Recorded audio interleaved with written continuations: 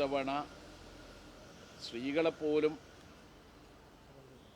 മർദ്ദിച്ചതിന് ശേഷം ജലപീരങ്കി ഉപയോഗിച്ച് അടിച്ചമർത്താനുള്ള നീക്കമാണ് പോലീസ് നടത്തിയത്. എറണാകുളത്ത് പട്ടികജാതി വിഭാഗത്തിൽപ്പെട്ട അവിടെ വർഷങ്ങളായി താമസിക്കുന്ന കുടുംബങ്ങളെ കുടിയൊഴിപ്പിക്കാൻ വേണ്ടി പോലീസ് നടത്തിയ ക്രൂരമായ അതിക്രമം പ്രതിഷേധാർഹമായ ഒന്നാണ്. നേരത്തെ LDF സർക്കാർ അധികാരത്തിലുണ്ടായിരുന്ന ഘട്ടത്തിൽ കോടതി വിധിയുടെ പേരിൽ ഇതിനു മുമ്പും 14 തവണ പോലീസ് അവിടെ വന്നിരുന്നു. പക്ഷേ ജനകീയ പ്രതിഷേധവും അവിടെ താമസിച്ചു വരുന്ന കുടുംബങ്ങളുടെ ദയനീയമായ സ്ഥിതിയും മറ്റൊരിടത്തും താമസിക്കാനുള്ള സൗകര്യം ഇല്ലാത്തതും കണക്കിലെടുത്തുകൊണ്ട് പ്രതിഷേധത്തെ തുടർന്ന് പോലീസ് തിരിച്ചു പോവുകയാണ് ചെയ്തത്. ഇത്തവണ സ്ത്രീകളെപ്പോലും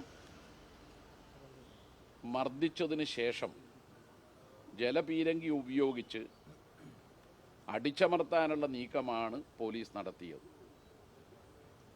ഇടതുപക്ഷത്തിൻ്റെ പോലീസ് നയവും UDFിൻ്റെ പോലീസ് നയവും തമ്മിലുള്ള വ്യത്യാസം നമുക്ക് തിരിച്ചറിയാൻ കഴിയുന്നതേ ഉള്ളൂ.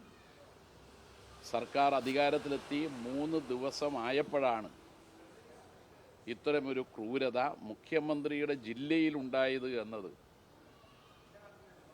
ഒരിക്കലും ഉണ്ടാകാൻ പാടില്ലാത്ത ഒരു കാര്യമാണ്. സർക്കാർ ആ കുടുംബങ്ങളെ അവിടെ സംരക്ഷിക്കാൻ, അവരുടെ വീടുകളിൽ അവർക്ക് താമസിക്കാൻ സൗകര്യമുണ്ടാക്കാൻ കഴിയും വിധത്തിൽ ഈ പ്രശ്നത്തിൽ ഇടപെടണമെന്നാണ് അഭ്യർത്ഥിക്കാനുള്ളത്.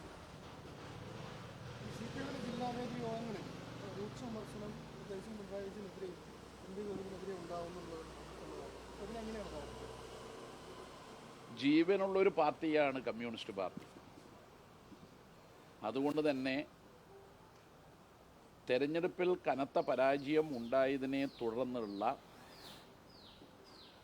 പരിശോധന നടക്കുമ്പോൾ വിമർശനം ഉണ്ടാവുക സ്വാഭാവികമാണ്. ഏതെങ്കിലും ഒരു വ്യക്തിയല്ല,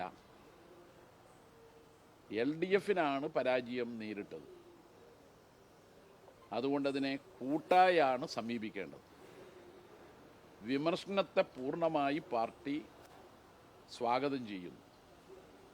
അതുകൊണ്ടാണ് പാർട്ടി സഖാക്കൾ പാർട്ടിക്കകത്ത് തുറന്നു പറയാനുള്ള അവസരം നൽകുമെന്ന് പാർട്ടി നേരത്തെ പ്രഖ്യാപിച്ചത്. അതുകൊണ്ടുള്ള ഒരു ആത്മപരിശോധനയാണ് നടത്തിക്കൊണ്ടുവരുന്നത്. ഞങ്ങളിലെല്ലാം പിശകുകളുമുണ്ട്, തിരുത്തേണ്ടതുണ്ട്. ഒപ്പം പാർട്ടി എന്നുള്ള നിലയിൽ തിരുത്തലുകൾ വരുത്തി ജനകീയ പ്രശ്നങ്ങളിൽ ഇടപെട്ട് ജനങ്ങളോടൊപ്പം അണിചേർന്ന് മുന്നോട്ട് പോവുകയും വേണം. ആ നിലപാടാണ് തെരഞ്ഞെടുപ്പ് പരാജയത്തെ തുടർന്ന് ചെയ്യുന്നത്. 1977 CPMൻ്റെ നേതൃത്വത്തിൽ